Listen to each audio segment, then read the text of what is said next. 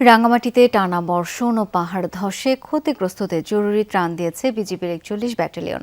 রবিবার বিকালে কাপ্তাই উপজেলার কর্ণফুলী সরকারি কলেজ, মিনি স্টেডিয়াম ও বড়ইছড়ি সরকারি প্রাথমিক বিদ্যালয় আশ্রয় কেন্দ্রে ত্রাণ বিতরণ করা হয়। এ সময় পাহাড় ধসে ক্ষতিগ্রস্ত ১২০ জন স্থানীয় বাসিন্দাকে ত্রাণ দেওয়া হয়।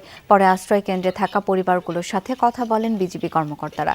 সেক্টর কমান্ডার জানান, ক্ষতিগ্রস্তদের উদ্ধার ও ত্রাণ কার্যক্রমে জেলা প্রশাসন, সেনাবাহিনী ও বিজিবি সমন্বিতভাবে কাজ করছে।